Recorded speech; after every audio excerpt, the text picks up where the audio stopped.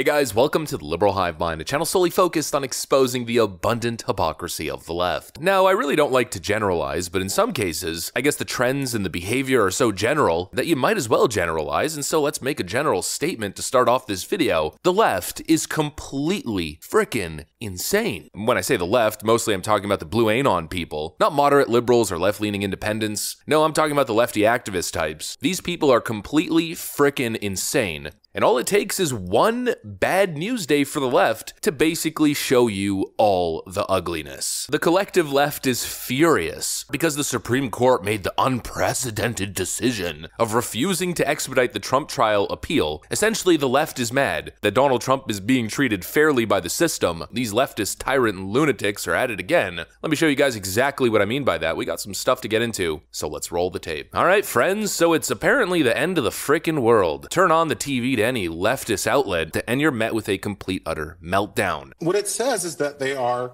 corrupted political actors who act in bad faith. Sitting in the White House have to stop pretending that the Supreme Court is some kind of benign, trying to do its best institution and start to realize that there are 6 Republicans, not conservatives, Republicans on the Supreme Court who view it as their job to help the Republican Party. And until we do something about that, until we take away that power, until we draw the line on them there, they will continue to do this. Today, the court signaled they are in cahoots, that the plot is on. It's a go.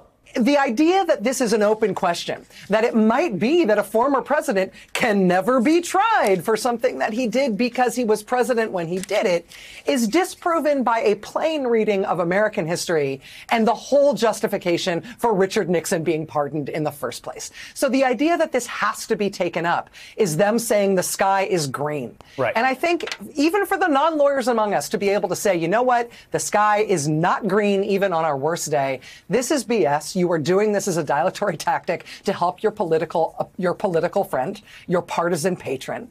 And for you to say that this is something that the court needs to decide because it's something that's unclear in the law is just flagrant bullpucky.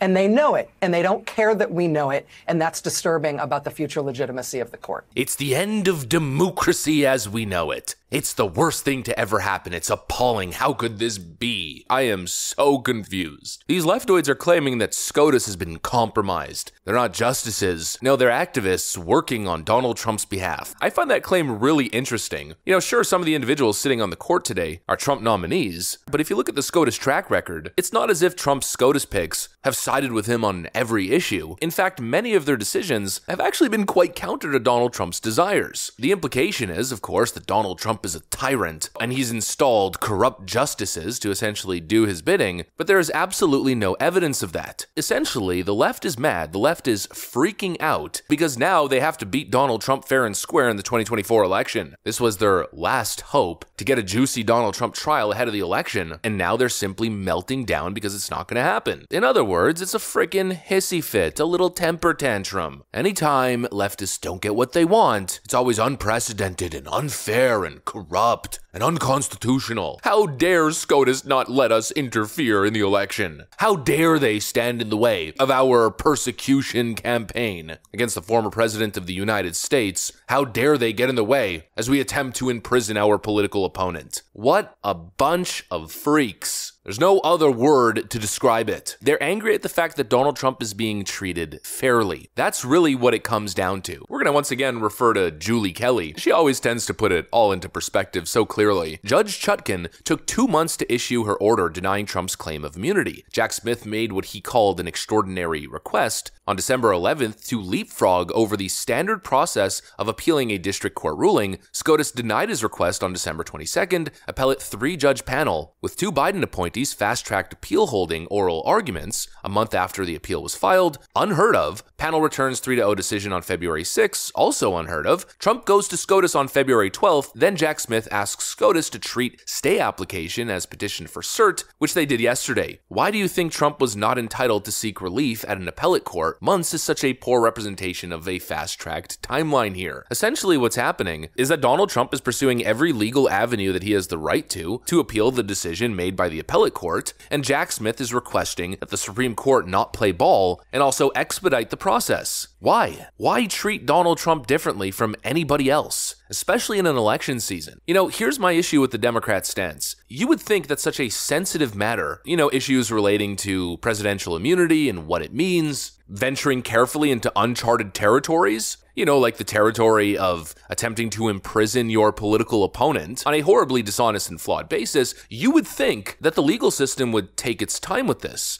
get it right, that the Supreme Court would obviously get involved. I mean, that makes sense. But what the left is arguing is that actually it's a clear and cut case, it's not a big deal, just greenlight Jack Smith to do whatever he wants to railroad Donald Trump, enable him in his attempts to deny Donald Trump the proper appeals process, essentially because Orange Man bad and he must be in prison because lefties said so, and if they don't get what they want, they're gonna cry on Twitter. These people are completely insane. I mean, completely frickin' insane. This kind of behavior, this kind of stance, this outlook is not justifiable. It's horribly partisan. These people are talking about saving democracy as they actively attempt to destroy democracy. And like I said earlier, these are the moments where they show their true color. You thought the clips that I showed you earlier were insane. Well, it gets even worse. Here's Whoopi Goldberg's unhinged reaction to the collapse of Jack Smith's pathetic little case. Well, the Supreme Court won't hear oral arguments until the end of April. Now, let's look at a scenario where the Supreme Court says, yes, he has all those rights. He is immune from everything. Yeah. You know what Joe Biden could do since he is presently president? What? Whoa. He could throw every Republican in jail. But Donald Trump is the tyrant. Donald Trump's gonna arrest journalists and arrest his political opponents and weaponize the DOJ. That's what they tell you. That's the great risk and the great threat that Donald Trump poses as commander-in-chief. Total lunatic claim. Meanwhile, leftists are actually calling on Joe Biden to just start willy-nilly arresting Republicans. This collective reaction that I'm seeing from the left has been completely absurd. They're willing to do and say anything to justify their orange man bad worldview. Democrats are willing to do anything, including misinterpreting the law or twisting the law, because anything is justifiable as long as Donald Trump is stopped. Here's a great example from Barb McQuaid, wife, mom, and University of Michigan law professor, former U.S. attorney, blah, blah, blah, MSNBC legal analyst, so big lawyer brain. She writes, "The right to a speedy trial belongs to the public as well as the defendant. Efforts to bring a case to trial promptly is not election interference." Quickly getting fact-checked, community noted, into oblivion, the Sixth Amendment affords only the accused the right to a speedy trial. The public enjoys no such right. Democrats are willing to say anything, just invent new legal theories, that the public has the right to a speedy trial. Yeah, that's literally not in the Constitution. That's not a thing. Essentially what she's saying is the court of public opinion should dictate legal proceedings. Leftist outrage should be justification enough to railroad Donald Trump legally. Literally the dumbest thing I've ever heard in my life. The only person who has the right to a speedy trial is the defendant. Anything else makes literally no sense whatsoever, especially in such a complex case as this. In this case, the defendant has the right to a slow, methodical, fair trial like anybody else. My conclusion in this whole thing remains the same. The horrifying consequences that they're always going on and on about if you vote for the other guys. Yeah, that is them. It's them. Nobody else. The people who went on and on about political persecution and weaponization of federal agencies are the people doing exactly that. The people who impeached former President Donald Trump over his supposed blackmailing of the Ukrainian government. Yeah, well, their guy did that. The side going on and on about law and order and the Constitution are the first people to desecrate the Constitution, and the same people who go on and on about democracy are the same people who want their political opponent to be put behind bars, to be denied appeals, to essentially be charged with crimes that he didn't commit, especially in this case. Donald Trump incited an insurrection. Reality. I know that everyone here will soon be marching over to the Capitol building to peacefully and patriotically make your voices heard. We have to have peace. So go home.